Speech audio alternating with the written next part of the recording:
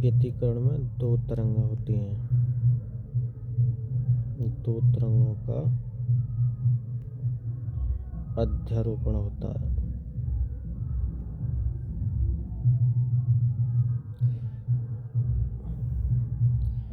दोनों तरंगों का आयाम, आवृत्ति समान होती है। जब ये दोनों तरंगों का अध्यारोपण होता है तब किसी बिंदु पर परिणामी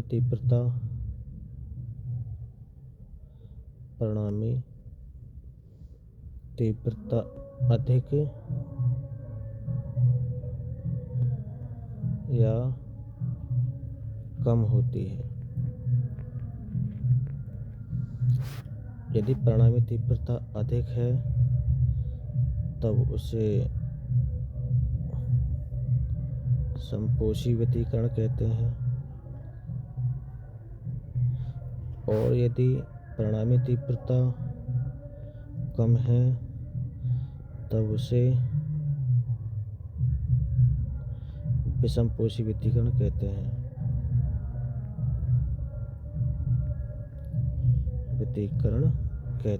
या विनाशी व्यतिकरण कहते हैं।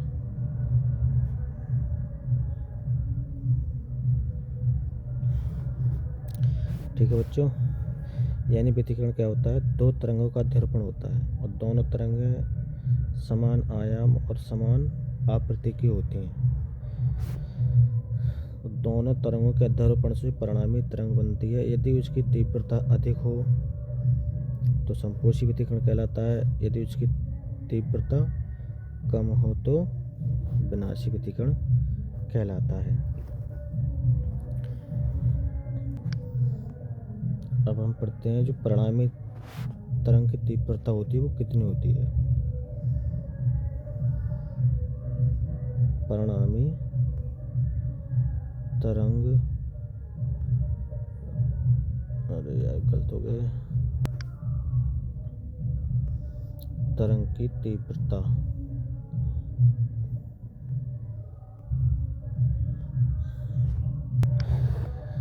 देखो बच्चों, मान लेते हैं कोई दो तरंगें हैं और इन दोनों का अध्यारोपण होता है। माना पहली तरंग का जो विस्थापन है वो y1 बराबर a1 sin omega T minus kx।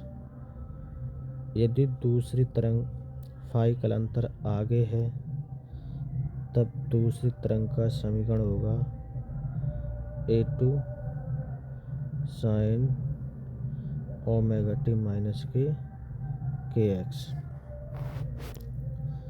अध्यारोपण के सिद्धांत के अनुसार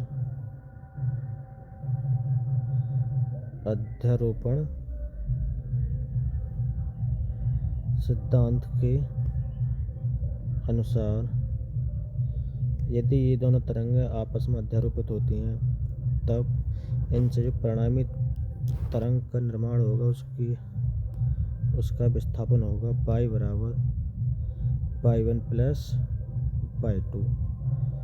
दोनों का मान लगाइए, a1 sin omega T minus kx plus a2 sin omega T minus kx। इसको सेम ऐसे ही उतारेंगे, sin omega T minus kx plus a2। इसको sin a plus b, sorry यह गलती होगी यहाँ पे बच्चों, यहाँ पर एक गलती होगी। यदि ये दूसरी तरंग फाई कालांतर आगे है तब यहाँ पर फाई को ऐड करना पड़ेगा। ठीक है, तो यहाँ पर है, यहाँ पर भी फाई होगा। तो इसको साइन a प्लस बी के फॉर्मूला से खोलेंगे, इसको a मान कर चलेंगे और इसको b मान कर चलेंगे। तो साइन a प्लस बी का फॉर्मूला क्या होता है? साइन a प्लस बी का फॉर्मूला होता है sine a cos b plus cos a sine b। इस वाले फॉर्मूला को यहाँ लगाना है। लगाइए a2 sine a omega T minus K X into cos B into cos five plus cos ए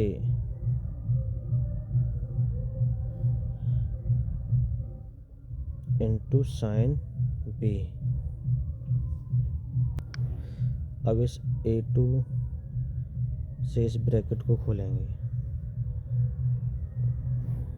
तो इसको सेम उतारना है ऐसे a1 sine omega T minus K X plus के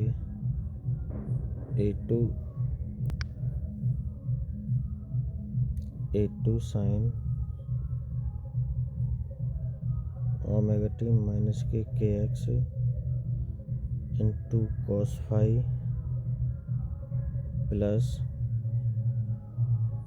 a2 cos omega T minus K X into sine five. तो अब देखना बच्चों यहाँ पे ये हमारे पास sine omega T minus K X और यहाँ भी है sine omega T minus K X, यानी ये और ये सेम राशि हैं। इन दोनों को हम क्या करेंगे? कॉमन लेंगे। तो अगले पृष्ठ पर चलते हैं, यानी sign omega T minus K x common है।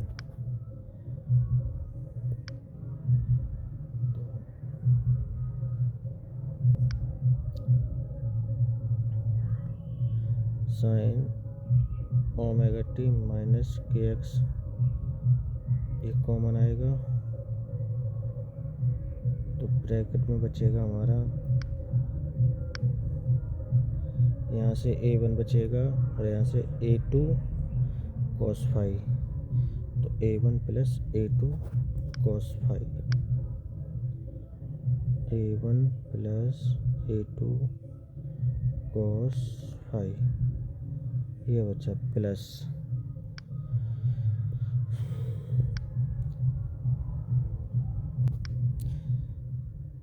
इन दोनों से हमने कॉमन ले लिया। बचा हमारे पास a2 cos sin five, a2 cos omega T minus K X into sine five, ये बचा। अब यहाँ पर हमें विशेष प्रकार से याद रखना है, यहाँ पर ध्यान देना, यहाँ पर ओमेगा टी वाला फंक्शन इसको सिंगल रखना है और बाकी सभी को एक तरफ। जैसे यहाँ sign omega T minus K x है और बाकी सब एक तरफ है। यहाँ कॉस ओमेगा टी वाला फंक्शन के साथ a2 है, a2 को इसके साथ डालो। यही याद रखने वाली बात है इसमें। अगर ये याद नहीं किया तो डेरिवेशन गलत हो जाएगा आपका, ठीक है। तो देखिए पहले वाला तो सही है, यानी sign omega T minus K X और ये बचेगा हमारा a1 प्लस के a2 cos फाइव। अब यहाँ पे भी ओमेगा वाला पहले लिखो, cos omega T minus K X into a2 sine five, यानी ओमेगा वाला फंक्शन पहले लिखना है, बच्चा कुचा बाद में लिखना है। अब यहाँ से क्या करना है हमें, ये दूसरे वाला जो पोर्शन है इसको हम लेट मानते हैं, इसको लेट मान लेंगे और इसको भी लेट मान लेंगे। ठीक है ना। कुछ देर के लिए इसको कुछ मान ले, और इसको हम इस प्रकार से मानते हैं कि वो साइन ए प्लस बी वाला क्या बन जाए, यहाँ पे फॉर्मूला बन जाए। तो सोचो क्या मानना चाहिए। यहाँ पे मानते हैं हम, अगर हमारे पास ये साइन ए है तो साइन ए यहाँ पे क्या आना चाहिए, कॉस बी आना चाहिए। Sign A cos B, cos A sign ए, यानी इसको हमें मानना है कॉस के पद में और इसको मानना है sign. Sign A cos B, cos A sine B. तो लेट इसको क्या मानेंगे हम, साइन ए कॉस बी, यानी A1 plus A2 cos phi. इसकी जगह मानेंगे हम साइन ए कॉस बी, यानी ए कॉस थीटा। और इसकी जगह क्या मानेंगे, A2 साइन फाई। देखो क्या आना चाहिए, साइन ए कॉस बी प्लस कॉस ए साइन बी। तो यहाँ आएगा साइन ए साइन थीटा। इस प्रकार मानते हैं। अब इन दोनों को यहाँ पे लगा दीजिए, sine omega T minus K X और A cos theta plus cos omega T minus K X into A sine theta.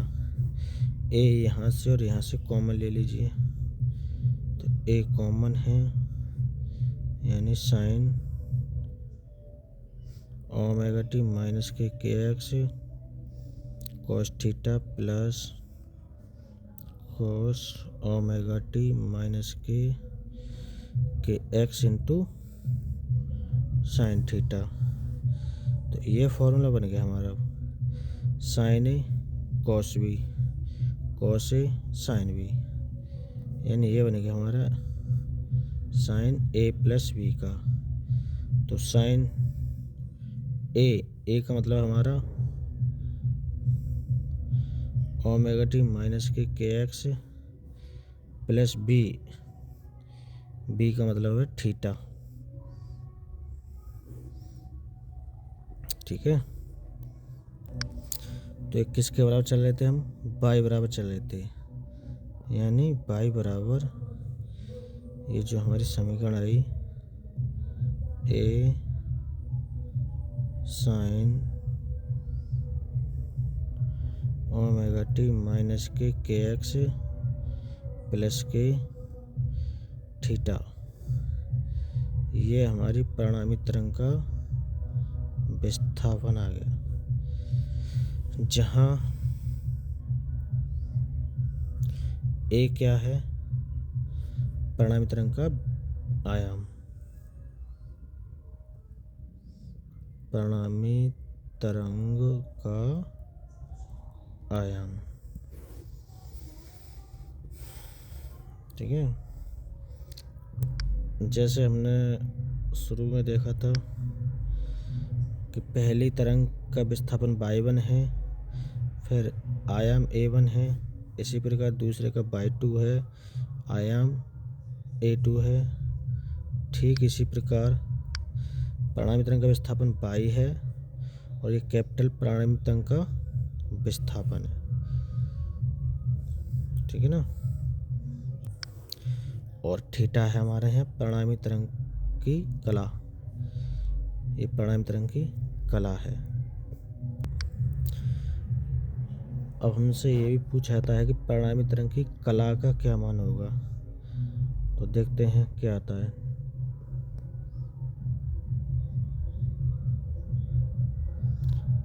परिणामी तरंग की कला,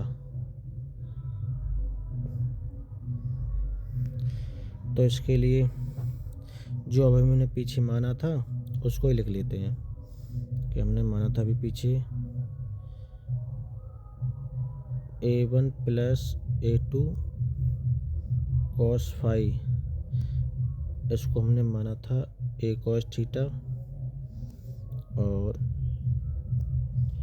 A2 साइन फाई, इसको हमने माना था A साइन थीटा।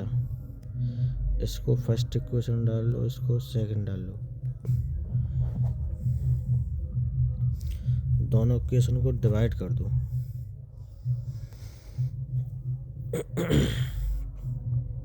यानी फर्स्ट को सेकंड से भाग देने पर, तो A2 sin 5 बटे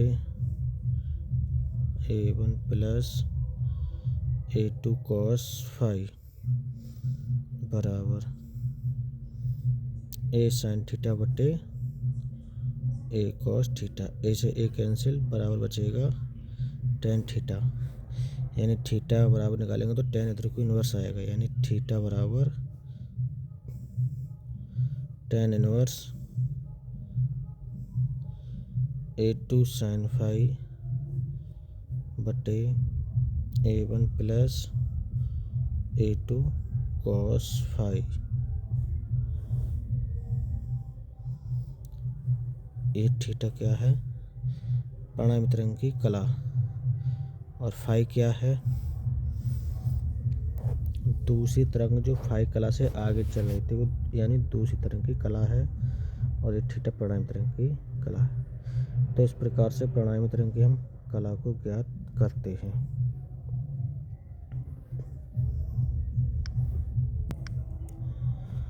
अब यदि हमें परिणामी तरंग का आयाम निकालना हो, तब देखो बच्चों कैसे निकलते हैं।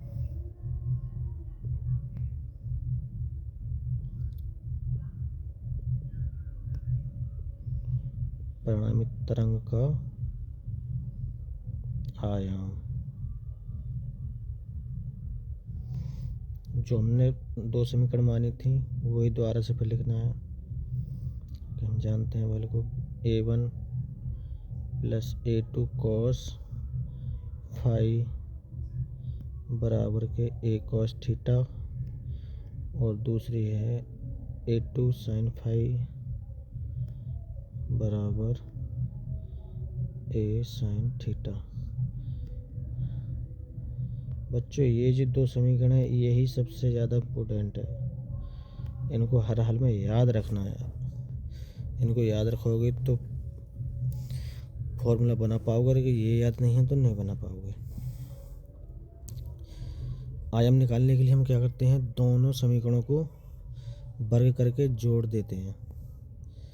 तो फर्स्ट का वर्ग प्लस सेकंड का वर्ग करके जोड़ दीजिए। चलो करते हैं। तो पहले का वर्ग यानी A1 प्लस के A2 cos 5 का वर्ग प्लस A2 sin 5 का वर्ग बराबर A square cos square theta plus A square sin square theta. A plus B का होल स्क्वायर खोलिए, A प्लस बी का होल स्क्वायर होता है A स्क्वायर प्लस के बी स्क्वायर प्लस के 2AB। इस वाले फॉर्मूला को खोलना है। यहाँ पे ये A का मान है और ये इतना B का मान है। तो A1 square plus A2 square cos square 5 plus के 2A1 A2 cos 5 plus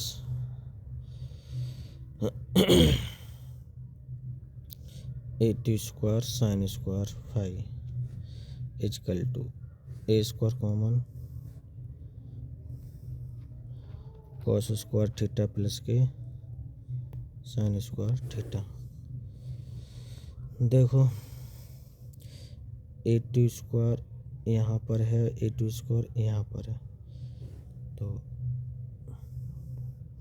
A1 square ये आ गया, A2 स्क्वायर हमने कॉमन ले लिया, तो यहाँ से बचा हमारा cos स्क्वायर 5 और यहाँ से बचा sin स्क्वायर 5 प्लस के 2A1 A2 cos 5 बराबर cos square theta plus sine square theta, इसका मान होता है 1। इसका ही मान 1 हो जाएगा। तो हमें a का मान निकालना है, तो ये वर्गमूल इधर को आ जाएगा इस पे। तो a बराबर वर्गमूल में है, इधर से a1 स्क्वायर बचा, इसके स्थान पर ये क्या जाएगा, यानी केवल a2 स्क्वायर बचेगा और ये 2a1 a2 cos 5, ये आ गया हमारा परिणामी तरंग का आयाम। तो कहने का मतलब ये है, ये जो दो तरंग, ये जो हमने मान माने थे ये वाले, इनको विशेष तरीक़ा से याद रखना है हर हाल में, ठीक है। तो बच्चों आज के लिए इतना ही काफ़ी है। पास में डीजे चल रहा है, उसकी आवाज़ आ रही होगी आपको। अब कल को देखते हैं आगे के लिए, आप इतना तैयार कीजिए।